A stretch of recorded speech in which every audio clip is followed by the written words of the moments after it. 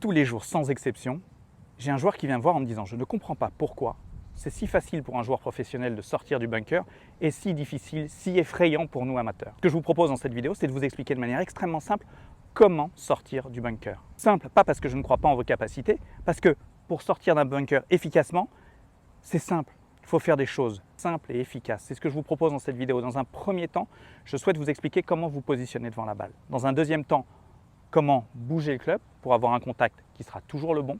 Et dans un troisième temps, comment gérer différentes distances. A tout de suite. La première chose pour commencer, c'est de parler de la posture. Mais la posture, elle n'a qu'un objectif, qu'un but, c'est que vous réussissiez à ce que l'on appelle délivrer le club comme il le faut. Et la première des choses que j'aimerais vous parler, c'est ce dont vous avez peut-être entendu parler depuis des années. Notre axe de jeu, c'est ce drapeau blanc. D'accord? En tout cas, c'est notre objectif. Et je pense que vous avez entendu depuis des années qu'il fallait venir couper la balle et avoir un mouvement vertical. Et ce que je vois très souvent, c'est les gens dans le bunker qui font bien ce qu'on leur demande, c'est-à-dire d'être extérieur et de rentrer dans le sable. Sauf que les meilleurs joueurs du monde, ce n'est absolument pas ce qu'ils font. Les meilleurs joueurs du monde aujourd'hui ont tendance à avoir un chemin de club qui va être neutre, vers la cible, et à faire glisser le club dans le sable de manière assez douce. Tout l'objectif de cette vidéo, ça va être que vous réussissiez à faire ce mouvement-là. Donc déjà, la première des choses que je souhaite absolument, c'est que vous oubliez cette histoire de mettre la face de club à droite, qui d'ailleurs n'est pas à droite, je vous expliquerai ensuite pourquoi, et donc pour compenser, de mettre le corps à gauche. C'est la première des bêtises à éviter. Ce qu'il y a de plus important, c'est que vous soyez square devant la balle. Square, ça veut dire que par rapport à notre drapeau ici, que vos pieds soient parallèles à cet axe de jeu. Déjà, c'est ce qu'il y a aujourd'hui de plus important. Et ne serait-ce que ça, vous allez voir, ça va vous changer la vie dans le bunker. Donc la première chose, c'est d'être effectivement square. Ensuite, ça va être d'avoir une position qui va être fléchie et penchée. Pourquoi? Pour être sûr de prendre du sable. Donc pour ce faire, c'est très simple. Je le détaillerai aussi tout à l'heure de face, mais là de profil, vous ouvrez votre face de club, vous baissez votre shaft, vous fléchissez et vous vous penchez. N'hésitez pas à avoir cette position très très basse. Si vous regardez Ernie Els, qui est un des meilleurs joueurs du monde dans le bunker, bien évidemment Gary Player, tous ces joueurs qui sont exceptionnels dans le bunker, ils sont toujours très bas, très fléchis, très penchés pour être sûr de prendre du sable. On ouvre la face de club, on baisse le manche, on fléchit, on se penche pour être vraiment très très bas. Ça c'est super important. Ça c'est vraiment la position que je vous demande d'avoir de profil. Plusieurs points très importants de face. Vous l'avez compris, il faut ouvrir la face de club, je vous l'ai expliqué de profil, mais je souhaite vraiment être encore plus clair sur ce sujet qui est primordial. Quand vous ouvrez la face de club, l'objectif n'est pas de prendre le grip et de tourner ensuite la face de club en conservant votre grip. Non, l'objectif est de faire tourner le manche, de garder cette face de club, d'ouvrir au maximum cette face de club et vous pouvez y aller vraiment franchement et ensuite de gripper pour avoir cette face de club vraiment ouverte. À partir de là, vous l'avez compris, des mains doivent être assez basses, vous devez être très fléchi sur les genoux, penché, stable pour pouvoir vraiment prendre du sable et avoir ce qu'on appelle du loft au niveau du club pour que la balle puisse se lever.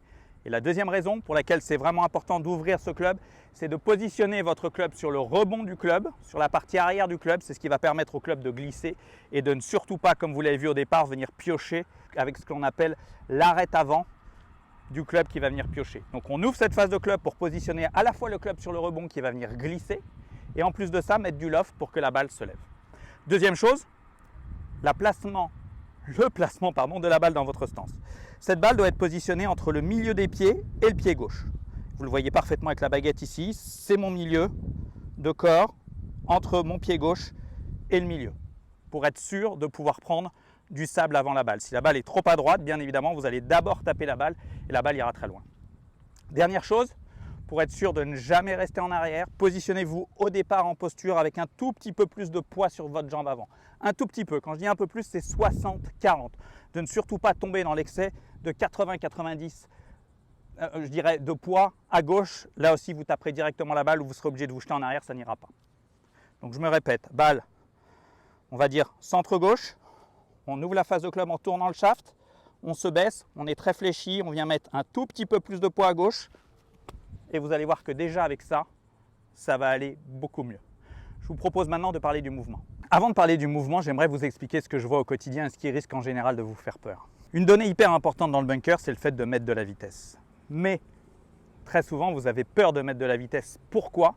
Parce que si vous mettez de la vitesse et que vous ne tapez que la balle part 25 mètres derrière le green, elle peut être perdue dans l'eau, enfin c'est la galère. Donc le coup d'après, qu'est-ce qui se passe?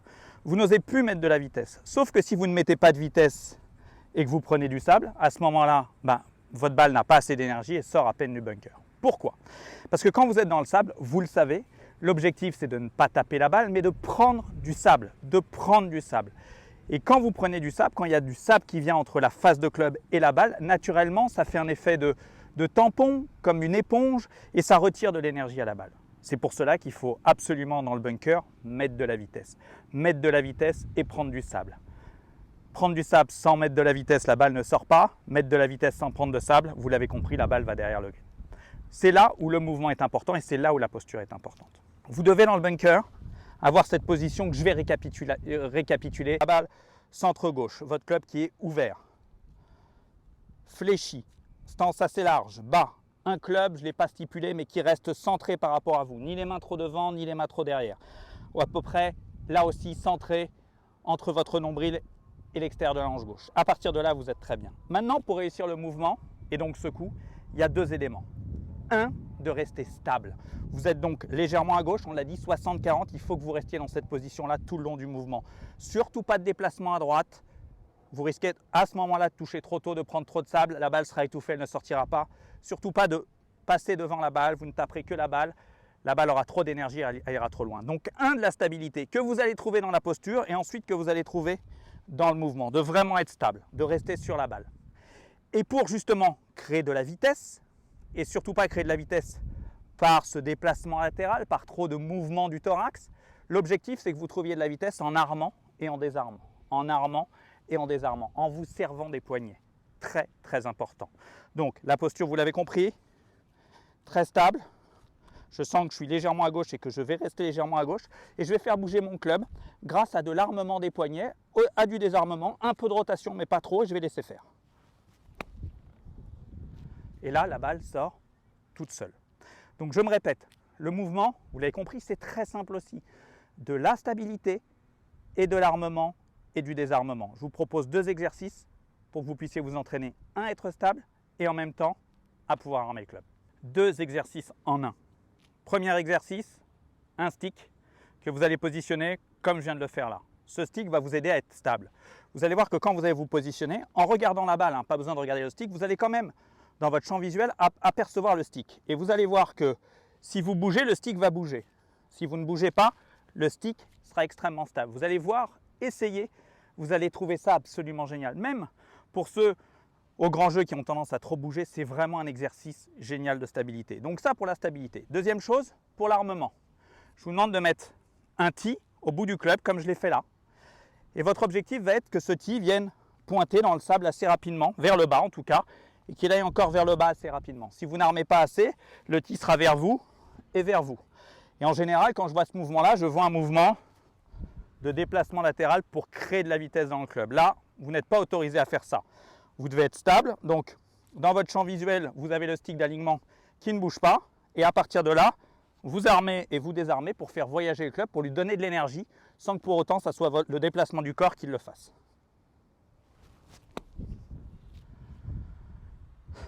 Facile, je vous le garantis, efficace.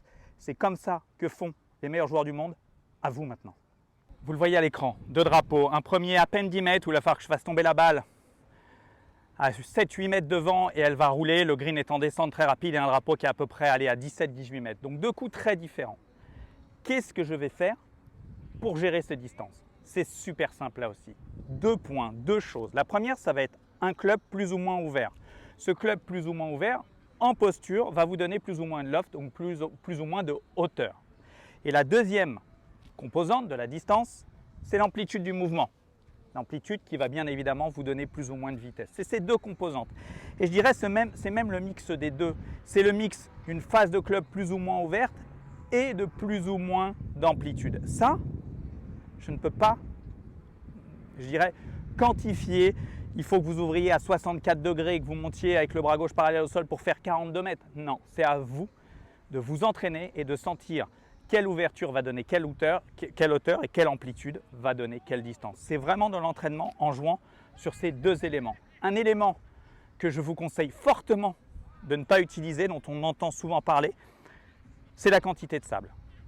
Car c'est très difficile et surtout, On entend toujours dire qu'il faut prendre beaucoup de sable pour aller vraiment pas loin, mais sauf que si vous prenez beaucoup de sable, la balle roule beaucoup et donc elle risque de rouler sur le green et d'aller trop loin. Donc la quantité de sable, oubliez, ouvrez plus ou moins le club, plus ou moins d'amplitude et c'est comme ça, grâce à de l'entraînement, j'insiste, que vous pourrez gérer différentes distances. J'ouvre beaucoup mon club, énormément, peu de vitesse, un peu court mais plutôt efficace. Allez, j'ouvre un peu moins.